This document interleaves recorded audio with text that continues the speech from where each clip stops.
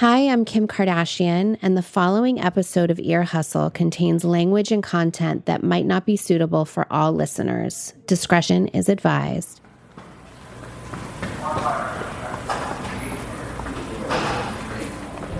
We're at the Dream Center on International Boulevard. Going in the back gate. That's the bar going by. This office is nicer than myself. You ain't got to say I don't know. You got a room. You ever seen a room with a sink in it? Yes. And a bunk bed? Yes. And another dude with a felony? Yes. That sounds like a cell. No, it's a room. It's a room. Another dude with a felony?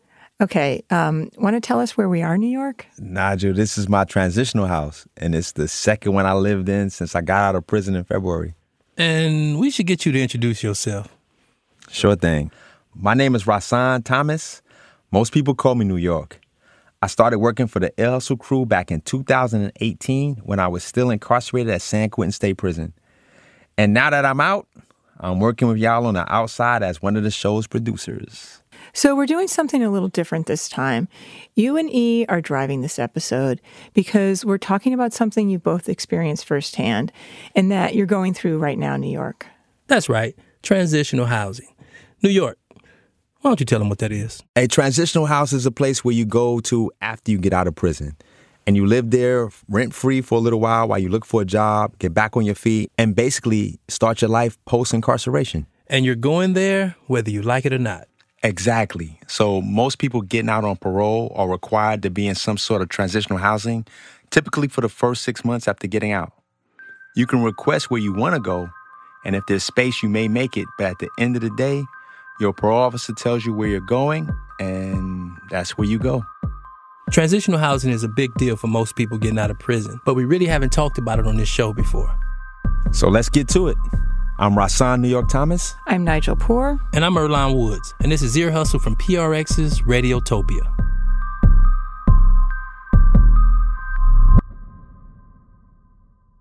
So Earlonne, let's talk about transitional housing because there's a variety of them. What was yours like? Mine?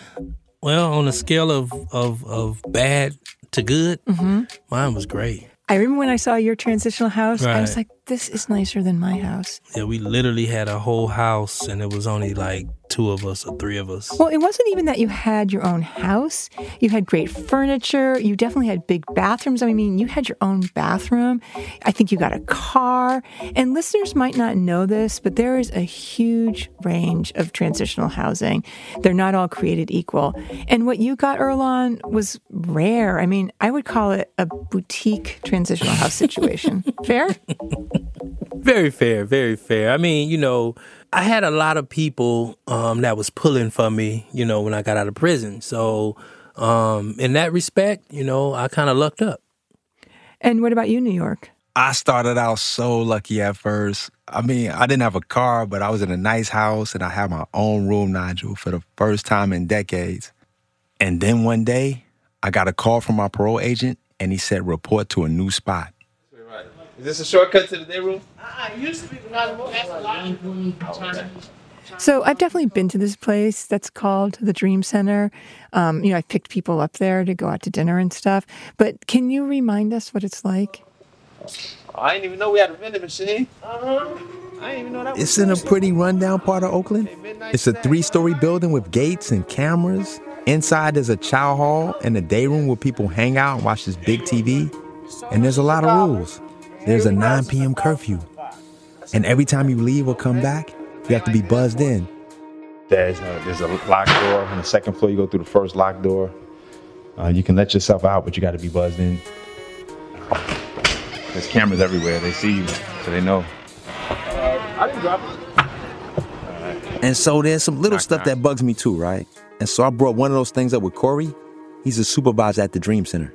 So one of my issues with the Dream Center, even though the staff is bomb, but the big design flaw I have with the Dream Center is there's no sink in the bathroom. So everybody who uses the bathroom, you have no choice but to touch a bunch of stuff to get back to your room. True. We took that complaint into consideration. You're right. It is a health and safety code. And with COVID going on, you want to minimize as many contaminants, germs as you possibly can. What we did do is put hand sanitizers in the restroom. Where are they? I haven't seen them. Once they get empty, we may not replace them in time, but they are in the restrooms. If you go up there right now, there should be some in all 4 restrooms. I wasn't so sure about that, so I wanted to go fact check. So my producer Amy and I went to go take a look. Can she see my room right quick? Want to get some ambi around the joint? I don't know. Women not allowed in the center. All right. Come on. You can come and see it and leave. You can't stay. Corey was definitely a little nervous about letting me and Amy go upstairs because there's a strict rule at the Dream Center, right? Like, you can't bring women inside.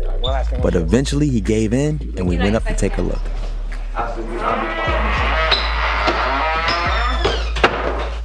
Going up the stairs to the Dream Center. You gotta be in great shape. Ain't no elevators. Knock, knock. Anybody in here? All right. This is what I call a cell. That's my bunk bed right here. There's no top bunk. Just because there's no mattress here don't mean they won't put one day and move somebody in on me. This is my snow and celly live. So this is a room for 4 people. Well, up to 3, actually. There's a set of bunk beds and a single. The room is maybe like 12 by 12 feet. There's 2 dressers, and it's like this bar going across you can hang your clothes on because like there's no closet. There's a big-ass spider in there, too. Oh, and there's a big-ass spider in there somewhere. It's a pretty tight quarters. All right, one last thing I want to show real quick. While we were up there, I needed to set the record straight about those alleged hand sanitizers in the bathrooms. Last thing. Ain't no hand sanitizer in here. Let's go down to that. But full disclosure, there was hand sanitizer on the 2nd floor. But to this day, I have never seen any on the 3rd floor where I live. Maybe somebody's taking them. 2 different demographics. Okay, come, you have to go back there. All right, thank you. This guy, Corey, the manager who was showing us around, I was shocked that he put up with that janky bathroom setup because Corey's meticulously clean. I know that because we go way back. Rahsaan and I, we were roommates at San Quentin State Prison. That wasn't no room, bro. That was a mother-sucking cell. No, we were cellies at San Quentin State Prison. One of the best cellies I had. This is the cleanest celly I've had. That was my only qualm with you. He was just sloppy. Corey used to polish the toilet seat. Bruh, ain't nothing wrong with that, bruh. I did the same thing. Bro, it's a toilet seat, not a Mercedes. He had different levels of cleanliness. He thought the toilet was a chrome rim. When Corey was released from San Quentin, he got sent to another transitional house that sounds way worse than the one I'm in. I was housed in a room with 18 people. So there were just some very inhumane conditions like feces in the toilet, blood in the sinks, urine in the showers. A lot of guys here complain about the conditions. And my first response is, hey, you're eating and living here free. And I reflect back on when people used to tell me that. So I kind of have to check myself sometimes, and humble myself because you know what? I used to be the one complaining. Now I'm the one who get the complaint. So I have to be empathetic. Yes, I do. Okay, honestly, I know some of the stuff I'm complaining about might sound nitpicky, but I am happy to be living rent-free. I know that's a big deal. I guess my real issue is that I already had a job coming home. I already had an apartment waiting. I felt like I was ready to be free, ready to fly. But instead, I have to live in this transitional housing with a bunch of strict rules that kind of hold me back. You and I, we were really ready to get out and hit the ground running. I mean, we spent a lot of time in prison getting ourselves ready for that. But for a lot of other formerly incarcerated guys, they ain't ready. So the transitional house is kind of like one size fits all. Unfortunately, it's an umbrella, and everybody have to fall under that umbrella. We can't make rules and have things mandated for this population and not mandated for their population because everybody is housed here and we try to keep everything in unison. There's a lot of stuff like that. I mean, some people have to do drug and alcohol counseling at their transitional home, even if they have no history of addiction. Because if they're there, they got to do the classes. And then there's the saving account. Right. Everyone at the transitional home has to put money into a savings account with no interest that the transitional house controls. So every time you get paid, they take a portion out of your check. And then they give it back to you when it's time to leave the transitional home. So when you get out the program, you have some money saved up. And this, too, is not optional, even if you already have a bank account you'd rather use instead. A lot of guys come here. They don't know how to budget. They don't know how to save money. And they graduate from the program penniless. They got the most glamorous wardrobe you can think of. No vehicle and no place to live. You guys know how to save your money because you prepared for that when you was incarcerated to learn how to budget, finance, so on and so forth. These guys literally, 9 times out of 10, they have no structure, they have no discipline, they have no way of putting their life in order. So the reason we ask people for trust withdrawals is basically for that demographic. So when they complete the program, they're not going out in society penniless. They have money saved so they can have a place to move into with first and last month's rent. So I get it. Don't no one want to give their money to someone who they don't want to give it to. We do it for the betterment of the resident.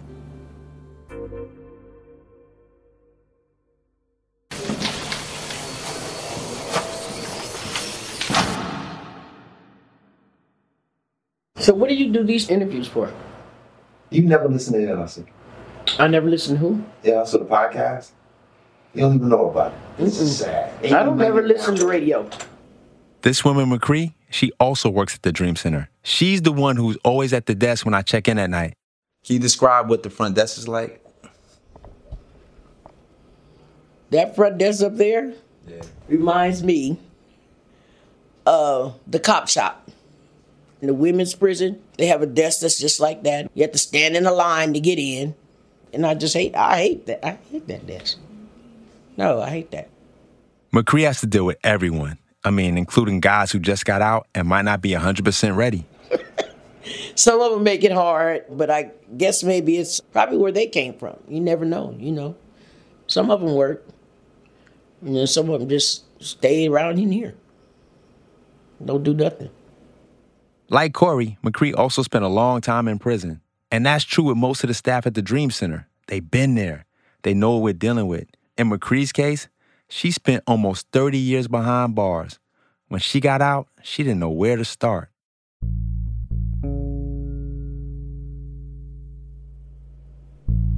I missed the prison. I'm gonna be truthful. A lot of people say that's crazy, but it wasn't for me because that's all I'd known. My family was the prison, the ladies in the prison. I would call my counselor every day. And then I would ask, well, how's this person doing or how's that person doing? You know, my counselor used to say, Cree, you got to start living out there. So I had to adjust to something that I knew nothing about. I'm sorry, but that part's very emotional for me. I kind of dug into myself because I needed to know who I was. And that was what kept me going. It was all new to me. Everything had changed. I didn't know how to use a phone. None of that. Everything was new to me. It was very, very lonely. What saved McCree was this one lady she met, a house manager at the transitional home. We called her Mama Sally. Mama Sally was 72, a Caucasian lady, like one of them old grandmas. She really was. But Mama Sally was down. I guess from all the, being around everybody, being in and out of prison. And, she knew all the tricks in the trade. You couldn't run nothing past her. That's one thing. Everything that happened, we went to Mama Sally. We didn't care what it was. Any of our issues, I know we poured in issues over this lady. I remember when my mother had passed, and she came to me, and it was 2:30 in the morning on July the 4th, 2005. And she said, Cree, I was sleeping. That's kind of strange. Mama Sally, what is you doing? I need for you to come to the offices so I can talk to you. So she takes me in there and she tells me my mother had passed. She gave me every reassurance. She was like my confidant. She was my pillow. And she would not let me go back to my room. She made me stay in there in her room. Until the following morning, to the other ladies from the program, the council got there, she would not leave me alone. She was like my grandma. She was like my grandma. I love Mama Sally. Yeah.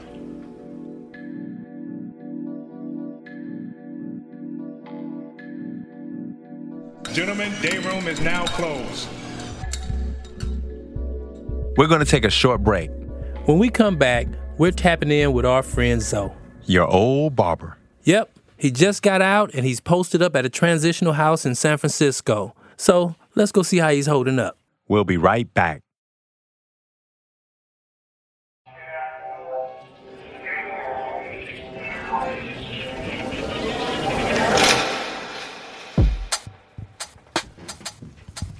Morning, everybody. I'm Agent Yee. I'm a parole agent in San Francisco. Everybody has been given a handout for parole conditions. So I know for some guys who are about to get released from prison, there's anxiety and questions about, where are they going to end up? Right. So at San Quentin, right, one of the things that they do here is they have these presentations where they bring parole officers in and they come in and they just answer all the guys' questions about what the transitional housing process look like. Like an orientation. Pretty much. I don't have family. The house got foreclosed. When I get out, if I just had a place to stay, I can make it from there and get a job. But first you gotta have a roof over your head, and to be out there in the cold, be out there homeless, then that eventually turns to the person getting stressed out, turning to drugs and this and that and the other. A whole bunch of stuff come behind it, but when a person can have a place to stay, that in my era, that would help me. Earlonne, this guy, we haven't really heard this in the episode, but this guy sounds like a bunch of people I've talked to who are thinking about what it's going to be like when they get out of prison. Definitely. I mean, if you spend a few decades in prison, sometimes there's nothing to come out to.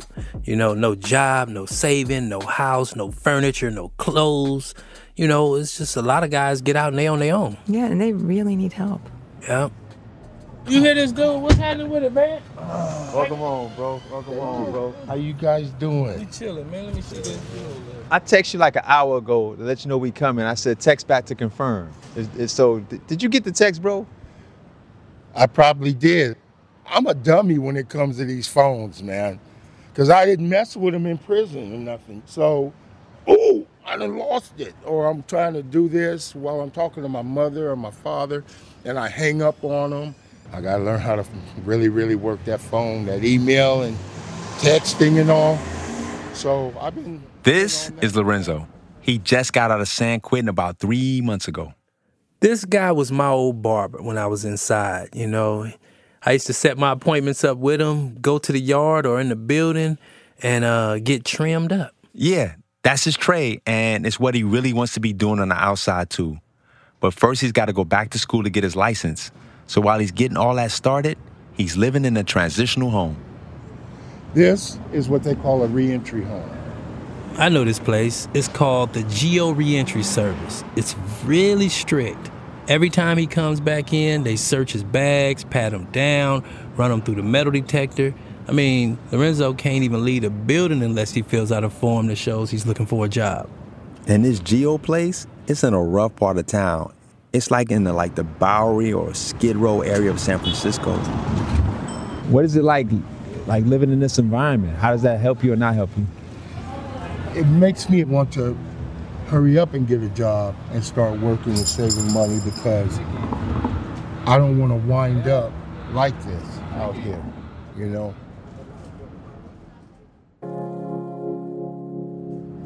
You want to work. You see everybody working. You see the cars. You see the clothes. You see guys at functions and, man, I want to get like Earlonne. I want things, But it's going to take time. The biggest problem is for a lot of us, we want to rush everything. When you rush, you run smack into that brick wall. So I've learned to just take my time, smell the flowers, look at the ocean. Hey, you the most calm and rational, unemployed motherfucker I've ever met in my life.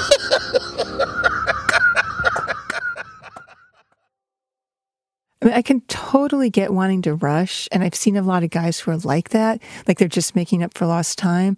But it seems like it can actually take a while to get on your feet. And I feel like that's the whole point of transitional housing. It's supposed to be that buffer. Yeah, I mean, and for Zoe, it turned out to be this other thing, too. It's a place where he's around a bunch of cats that pretty much are in the same boat. And these are the ones that's helping him out. I have been sitting on my bunk, and guys have just, my phone rings. What's up? You ain't gonna say nothing? I like, who is this? Man, this is Joe. Joe? Little Joe used to play basketball with you. Oh, what's up, Joe? Joe came and got me. I don't know who told him, but he said, come on, we going over here to buy you a jacket. You need a jacket. And I'm still to this day trying to figure out, how did he know? AE, you remember Big Sky? Yeah, the tall dude looked like a tree. That's him. He's been helping Big Zoe out, too. Big Sky, he pulled up. And we've always been fanatics about tennis shoes. He comes with a pair of Jordans. Nobody else has. And everybody in the building is like, man, where you get those from? And my chest is out to here because my friend gave these to me, you know? People are giving me money. People are buying me clothes, taking me to eat, taking me to see the sights. Wow. These are the same guys I was with in prison. They didn't forget. It feels good to not be forgotten.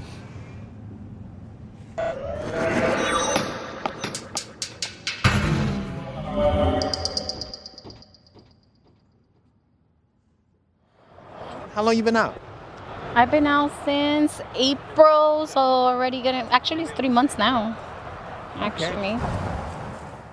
Like Lorenzo, Ismay is fresh out of prison. She spent 10 years inside. And since she's gotten out, she's been volunteering at this nonprofit in Oakland, which is like a urban farming type place near the freeway. I've been volunteering here to actually see if I could get an opportunity to work here. It's pretty challenging to find employment. But I've been looking around and I've been putting applications in. What else do you want to know? Ismay is making no money at all. She's just trying to get her life back on track. If it wasn't for free transitional housing, she'd be in trouble. So I have no family members, nobody here. Because I transferred from Long Beach to over here. So since I've been here, I've been just waiting.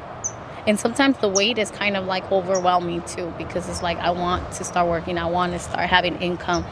And I don't want to depend on nobody. I want to depend on myself, you know.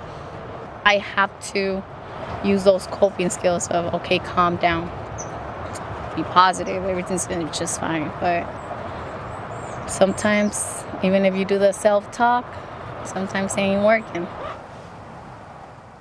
One thing making it hard for Ismay to get started is that she's gotten bounced around in different parts of the state. Initially, she got told she would be paroled to Alameda County near San Francisco, but there was a clerical error and she got sent to Southern California instead. I was approved to be in Alameda County. They sent me to Alameda Street, LA. Never been to LA in my life, ever. So it was all bad.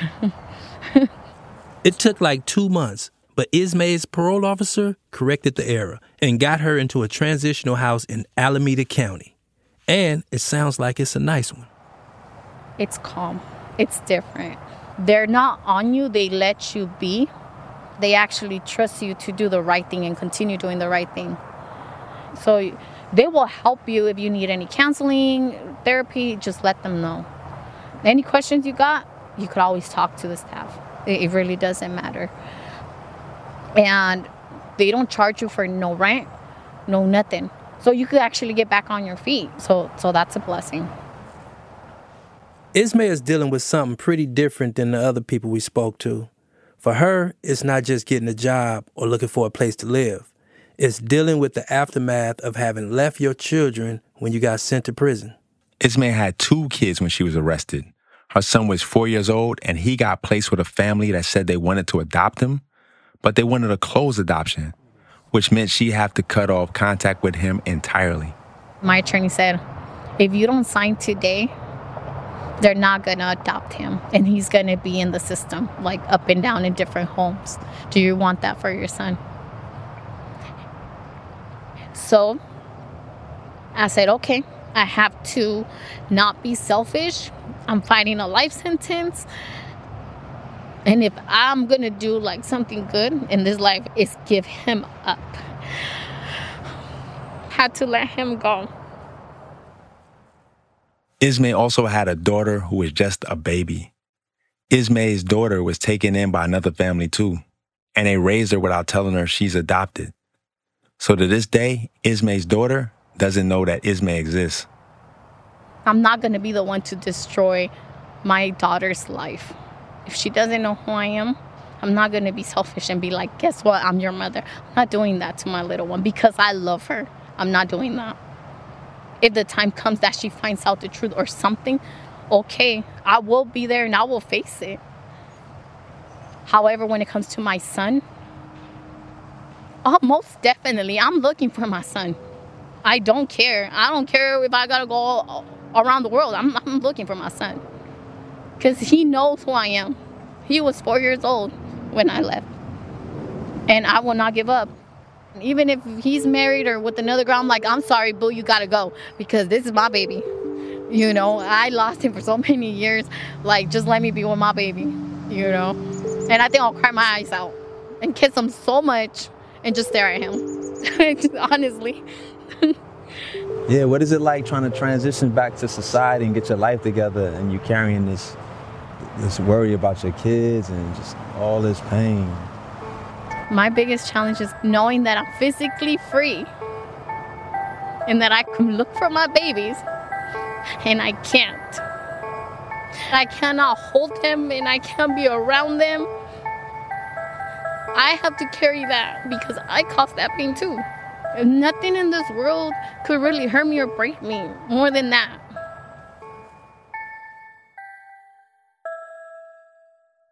So basically, she's got a deadline. When Ismay's son turns 18, legally she can go find him. So she's got 4 years to get back on her feet. I always wanted to be in the medical field. I always wanted to be a nurse.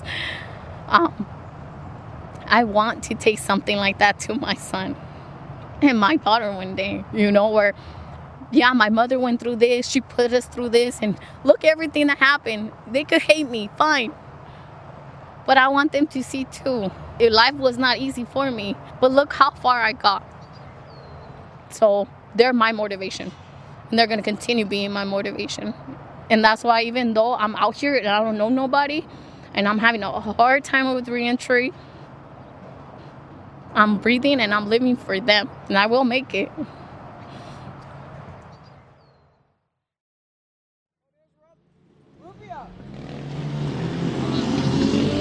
Where are you coming from? I was coming from the park. What do you just got off work or what? No, I was just doing a side job. All right, so you ready to go up? Yes. Yes. Okay, go in there and send me your key. Okay. It's 9:03. Remember when I told you about curfew? Yeah, well, once you minutes. It don't matter though. Curfew's at 9 o'clock. That's why you should leave at enough. This was a few weeks ago. It was at night, right before curfew was up, and McCree was standing in front of the Dream Center. People were checking in, letting her know what was going on in their lives. One guy offered to bring a barbecue later. You know, she was just shooting the shit with the residents. I'm proud of y'all. Y'all just getting up out here getting your own houses. One step closer to the front door. Okay, but you making it though. And as long as you keep your nose clean and everything, you fine. You know? Because this thing they call life is not easy. The struggle's real, for real. It really is. Yo, this is what I see McCree doing like every night. She knows everybody that comes through. She knows their name, whether they're on the right track or whether she needs to, you know, give them some guidance. That's what makes the big difference here, you know, when you're living in these type of situations, you know, whether the people that work there treat you like an individual or they treat you like something else. And that's what helped McCree, right, when she first got out. She found Mama Sally, who recognized what she needed and was like a grandma to her. And now that McCree's out and working in Transitional housing herself, I feel like she turned into her own type of Mama Sally. Yeah, that's what they call me, Mama Cree. All of them. Mama Cree. It's like, whoa, okay. When I pray in the morning, when I get up, I pray that Mama Sally is up there shaking it up like she shook it down here, and then saying to her, Mama Sally, I'm doing what you told me to do. I learned from you. So I'm going to carry this torch that you have. So that's what I try to do. Because she really made me the woman that I am today.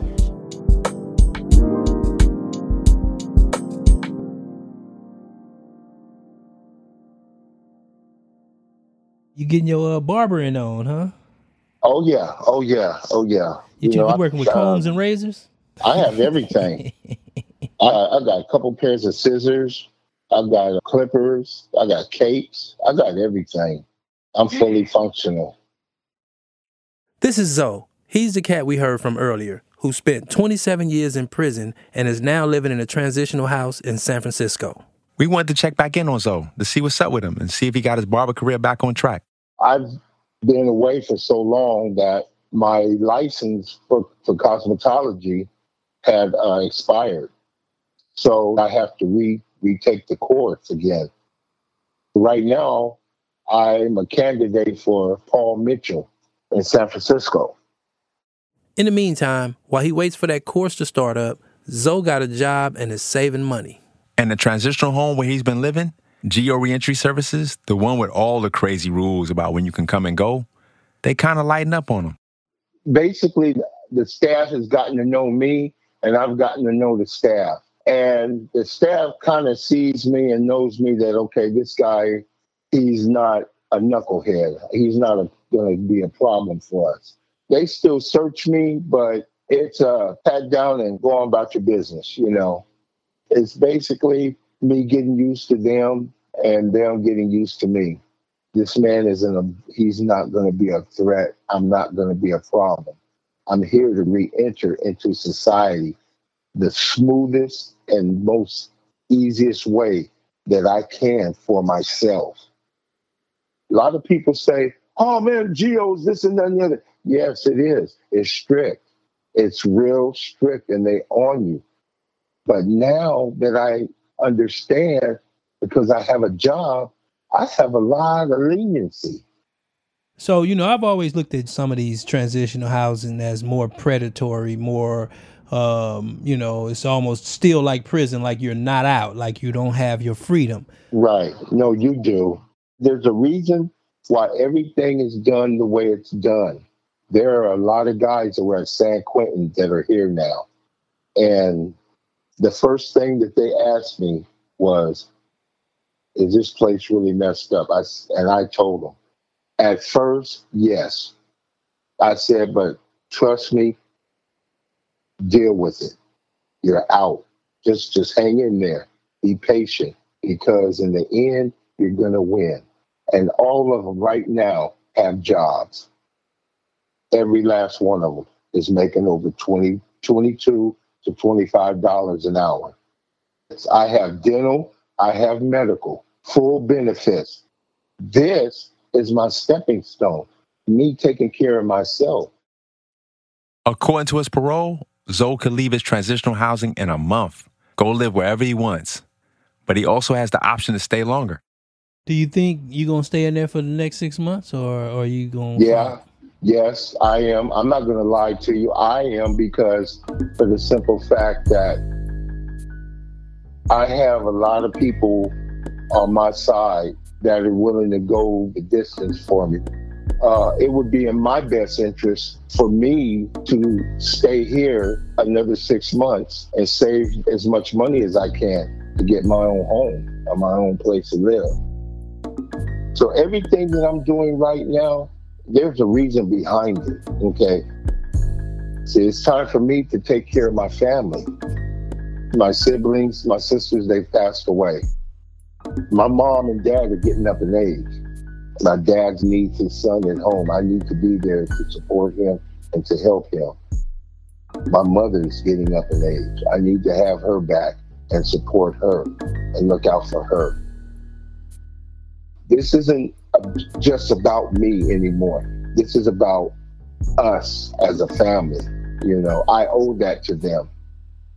What I have left of my family, I plan on making sure that we're tight and keeping us that way. No, nothing else to me matters right now.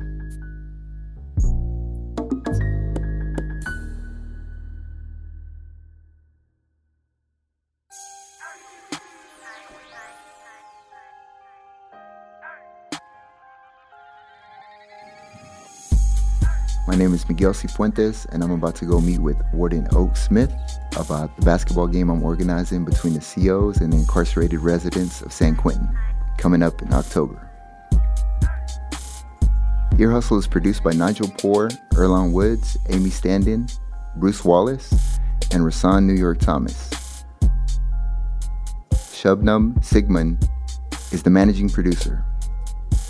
The producing team inside San Quentin includes Steve Brooks, Darrell Sadiq Davis, Tony de Trinidad, and Tham Nguyen. The inside managing producer is Tony Tafoya. Erlon Woods sound designs and engineers the show with help from Fernando Arruda, Rashad Zinneman, and Darrell Sadiq Davis. Thanks to Acting Warden Smith at San Quentin, Acting Warden Hill, and Lieutenant Newborg at the California Institution for Women for their support of the show. Thanks also to this woman here. I am Lieutenant GMRA Berry, the Public Information Officer at San Quentin Rehabilitation Center, and I approve this episode. This episode was made possible by the Just Trust, working to amplify the voices, vision, and power of communities that are transforming the justice system.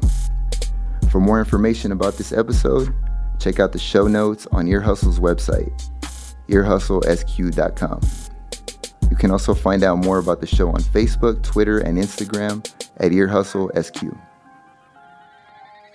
And please don't forget to sign up for our newsletter, The Lowdown. Subscribe at earhustlesq.com/newsletter. Special thanks to Pastor L.J. Jennings and the staff at the Dream Center, and to the folks at Planting Justice for letting the team stop by. Music for this episode came from Antoine Williams, Rashid Zinneman, Dwight Krisman, and Joshua Burton. Ear Hustle is a proud member of Radiotopia from PRX, a network of independent, creator-owned, listener-supported podcasts. Discover audio with vision at radiotopia.fm. I'm Erlon Woods. I'm Nigel Poor. Thanks for listening. –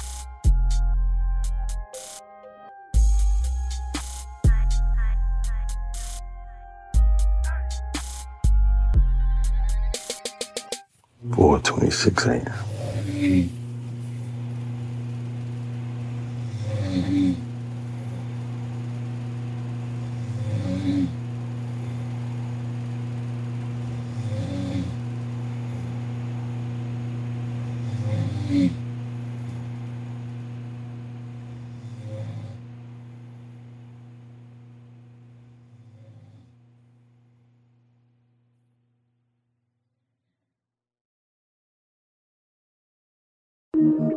Radiotopia.